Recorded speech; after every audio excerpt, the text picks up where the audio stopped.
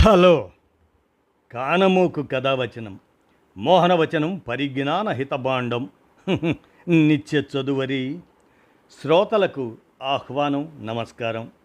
చదవదగునెవరు రాసిన తదుపరి చదివిన వెంటనే మరువక పలువురికి వినిపింపబూనిన అది ఏ పరిజ్ఞాన హితభాండమవుపు మహిళ మోహనవచనమై విరాజిల్లు. పరిజ్ఞాన హితభాండం లక్ష్యం ప్రతివారీ సమాచార హక్కు, తెలుసుకునే హక్కు సైతం జీవించే హక్కుతో సమానం. ఆ స్ఫూర్తితోనే ఇప్పుడు రంగనాయకమ్మ గారి అంశంగా కుట్టు కథలపై రంగనాయకమ్మ పరిచయ సమీక్ష అనేటువంటి అంశాన్ని ఇప్పుడు మన కానమోకు కథావచన శ్రోతలకు మీ కానమోకు స్వరంలో ఈ అంశాన్ని అవగాహన నిమిత్తం వినిపిస్తాను, వినండి. కుట్టు కథలపై రంగనాయకమ్మ పరిచయ సమీక్ష. ఇక వినండి.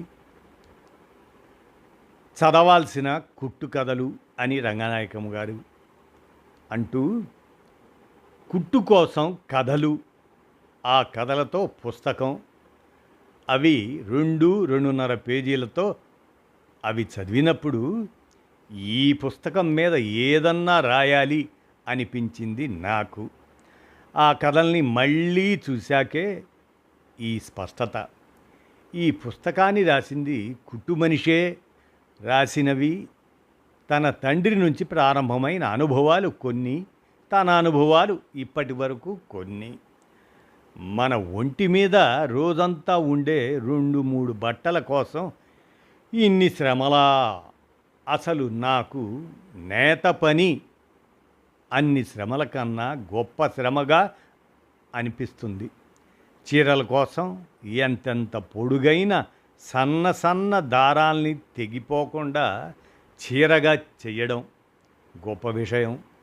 ఆ పని ఎలా జరుగుతుందో చూడాలని ఉంటుంది నాకు. బట్ట అంత పెద్దదిగా మొదట తయారైతే వాటి మీద కుట్టు కూడా ఉంటేనే కదా అవి ఒంటి మీదకు వచ్చేవి. అన్నం కోసం కన్నా కూరల కోసం కన్నా చేసే ఎక్కువ శ్రమల్లాగా అనిపిస్తున్నాయి నేత కుట్లు. కుట్టు గురించి ఈ పుస్తకం ఏం చెబుతుందో చూద్దాం. మంచిదే. ఈనాడైతే కుట్టు మిషన్ ఉంటుందని తెలుసు, కొన్ని ఇళ్లల్లో అవి ఉంటాయి.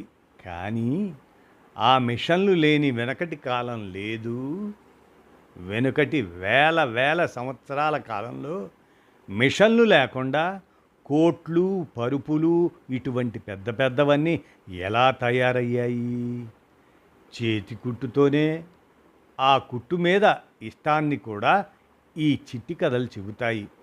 అచ్యుతరావు అనే ఆయన 79 ఏళ్ల క్రితం విజయనగరంలో కుట్టు షాపు పెట్టాడు. ఆయన తర్వాత కొడుకు ఈ పుస్తక రచయిత, ఏది కుట్టు కథలు అనే పుస్తక రచయిత వి వెంకట్రావు ఆ షాపుకి యజమాని అయ్యాడు. ఆ షాపు ఇప్పటికీ విజయనగరంలో ఉంది, అచ్యుతరావు టైలర్స్ అనే పేరుతో. ఆ షాపులో యజమానే కాదు, ఒకరిద్దరు పనివాళ్ళు కూడా. పనివాళ్ల శ్రమలు మాత్రమే కాదు షాపులో జరిగేవి, యజమాని శ్రమ కూడా ఉంటుంది. షాపులో పని అయితే యజమానులుగా ఉండే తండ్రి కొడుకు కూడా చేస్తారు. బట్టల కత్తిరింపులు ముఖ్యం. అవి అనుభవాల నైపుణ్యాలు. కత్తిరింపులతో పాటు కుట్టు పనులు చేస్తారు. అయితే కుట్లు పని తక్కువ, మిగతా టైము షాపులో ఉంచవలసిన లెక్కల్లో జాగ్రత్తలే. కుట్టు పనులు ఎక్కువగా పనివాళ్లవే. అయితే 2 రకాల శ్రమలు కలిసే దుస్తులు తయారవుతాయి. దుస్తుల కోసం బట్ట, దారం, గుండీలు ఇటువంటి పదార్థాలు కావాలి.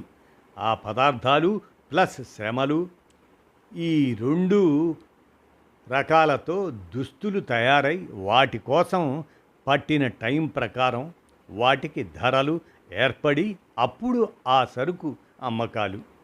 పదార్థం విలువ నుంచి యజమాని తీసుకోగలిగేది ఏముంటుంది? శ్రమల విలువ భాగంలో నుంచి యజమాని శ్రమ కోసం రావలసిన దానినే కాక పనివాళ్ల శ్రమ విలువలో నుంచి వాళ్ళకి జీతాలుగా కొంత ఇచ్చి మిగతా దాన్ని యజమాని తీసుకుంటాడు. సరుకు ధర వల్ల వచ్చే డబ్బులోదే లాభం. అది లాభమే, కానీ చిన్నదే అంటున్నాడు ఈ షాపు యజమాని. లాభాన్ని సంపాదించే బూర్జువా వ్యాపారమే అది. కానీ పెట్టి బూర్జువా వ్యాపారంలో వచ్చేవి కొద్దిపాటి లాభాలే. ఇప్పుడు ఈ పనివాళ్ళు, కార్మికులు నలుగురు ఐదుగురు కన్నా ఎక్కువ ఉండరు. చిన్న షాపు అంతకన్నా పెరగాలని కాదు, ఉన్న పనివాళ్లలో ఎవరో ఒకరు వెళ్ళిపోవడాలు, ఆ చోట్లోకి కొత్త వాళ్ళు రావడాలు జరుగుతాయి. మార్పులు చిన్నగా జరిగిన యజమాని శ్రామిక సంబంధం అలాగే ఉంటుంది అనే మాట పుస్తకంలోనే ఉంది. అంటే ఆ మాట యజమానే ఒప్పుకున్నాడు. అందుకే ఈ పుస్తకం గురించి చెప్పాలని నాకు ఆసక్తి. నేను యజమానిగా ఉన్నాను, శ్రమలు చేస్తూనే కొంచెం లాభాన్ని కూడా తీసుకుంటున్నాను అనే స్పృహ ఉంది ఈ యజమానికి. అది మార్చుకో యజమాని. ఎవరి పని విలువలను బట్టి ధర ఏర్పడుతుంది కదా. ఆ శ్రమ కాలాన్ని బట్టి వాళ్ళు ఆ ధరని పంచుకోవాలి. లాభం అనేది తప్పు కదా అని చెప్పి ఆ యజమాన్ని ఇక వదిలేద్దాం. శ్రమ దోపిడీ ఉంది అనే గ్రహింపు ఈ షాపు యజమానికే ఉంది. ఈ పుస్తక రచయితగా నిజం గ్రహించాడు. ఈనాడు కుట్టు పనిగా చేతి కుట్టు అనేది లేనే లేదు. ఇతర చేతి వృత్తులు మరణదశల్లో ఉన్నాయి. ఇక ఆ కథలనే చదివి వాటిలో వింతల్ని చూడాలి. 75 ఏళ్ల అచ్యుతరావు టైలర్స్ కొట్టు చెప్పిన కుట్టు కథలు అని అట్ట మీద రాసి ఉంది. అంటే ఇవి ఒక కొట్టు గురించి చెప్పిన కథలు. ఈనాడు అనేక చేతి వృత్తులు లేకుండా పోయాయి. పోవడం మంచిదే. మానవుల శ్రమలు తగ్గుతూ అవే సరుకులు తయారవుతాయి. కానీ ఈ కాలం ఇంకా అరాకొర కాలం. సాధారణంగా మనం టైలర్ షాప్కు వెళ్ళి బట్టలు ఇవ్వడం, కుట్టిన వాటిని తెచ్చుకోవటం, ఇంత మాత్రమే తెలుసు. కానీ ఈ కథల ఆ దుస్తుల తయారీ వెనక ఎన్ని సాధక బాధలు ఉన్నాయో చెబుతాయి. చొక్కా తయారీ చూద్దాం. ఉదాహరణకు పమ్మకాల లాల్చీ అనే కథ లాల్చీ గురించి చెప్తుంది. లాల్చీ అంటే పొడవు చొక్కా. దాన్ని కొంతమంది కుర్తా అని రెండో పేరుతో కూడా అంటారు. అప్పుడు ఇప్పుడు కూడా పెళ్ళిళ్ళల్లో పెళ్లి కొడుకులు వేసుకుంటున్నారు లాల్చీలు, కుర్తాలు. కుట్టు మిషన్ అనేది ప్రపంచానికి పరిచయం కాకముందు కుట్టు పని ఎలా ఉండేది? ఆ కాలంలో కూడా జనాలు బట్టలు తొడిగేవారు కదా. అవి ఎలా తయారయ్యేవి? మొత్తం అంతా చేతి సూది కుట్టుతోటే. అసలు ఆ సూదే తయారు కాని కాలంలో బట్ట లేదు, కుట్టు లేదు. మనుషులు బట్టలు లేకుండా తిరగటమే.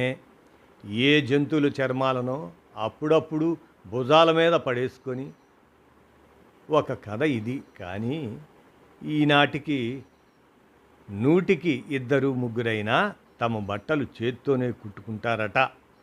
మిషను మీద తయారైన బట్టని గౌరవంగా భావించరట. అటువంటి వాళ్ళు బాగా పాత తరానికి చెందిన వాళ్ళు ఉన్నారట. అది ఆశ్చర్యమే. ఇంకో కథ బిలీవ్ ఆర్ నాట్, నమ్ము నమ్మకపో అని. ఈ కథ చదివితే దాని పేరు దానికి సరిగ్గా సరిపోయిందో లేదో తెలుసుకుంటాం. ఒక కస్టమర్ 92 షర్టుల కోసం బట్ట కొనడానికి ఈ టైలర్ని బట్టల షాపుకి తీసుకెళ్ళాడట, కొలతలు అవి చూడ్డానికి. నిజమే, ఎవరైనా 4, 5, మహా అయితే 10, అంతకన్నా ఎవరూ కుట్టించుకోరు. కానీ ఈ కథలో వ్యక్తి 92 షర్ట్లు కుట్టించుకోవడానికి ఆర్డర్ ఇచ్చాడు. ఆ వ్యక్తి ధనికుడు కదా. అతడు ఇంత చిన్న షాపుకి వస్తాడా అని నాకు సందేహం. రచయిత తన స్వానుభవమే రాశాడు కాబట్టి మనం నమ్మాలి. అయినా నమ్మకపోవడానికి మాత్రం ఏముంది? ఒక్కో సందర్భంలో ఒక్కో రకం దుస్తులు ధరిస్తారు కదా. వెనకటి కథల్లో రాణిగారికి 1000 చీరలు, రాజుగారికి 100 చెప్పులు, జతలు చదివాం కదా. అయితే అవన్నీ అప్పుడెప్పుడో కదా, ఈ రోజుల్లో కూడా ఇలా ఉంటారా అని ఆశ్చర్యం. ఉన్నారు మరి. అంటే విందులకి, విలాసాలకి, దర్జాలకి ఆనాటి ప్రభువులకు తీసిపోకుండా ఉండాలనేమో, ఆ ప్రభువుల గురించి చదివారేమో. ఈనాటి పెట్టుబడిదారులు ఏమాత్రమైనా తీసిపోతారా? వాళ్ళు వీళ్ళు ఒకే వర్గం కదా అంటున్నాడు షాపు యజమాని. పితృదేవో భవ అన్న కథలో పాత బట్టల రిపేర్ల కోసం ఒక ధనిక పెద్ద మనిషి టైలర్ని గంటల తరబడి వేచి ఉండేటట్లు చేయడం చూడండి. పుట్టినరోజు ఆ కథలో కొత్త బట్టలు వేసుకొని గుడికి వెళ్ళాలనే తుక్కు సంప్రదాయం కోసం కరోనా సమయంలో టైలర్ని ఇబ్బంది పెట్టి చివరకు బట్టలు కుడితే ఆ పెద్ద మనిషే కరోనా బారిన పడి గుడికి పోకుండా హాస్పిటల్లో పడటం.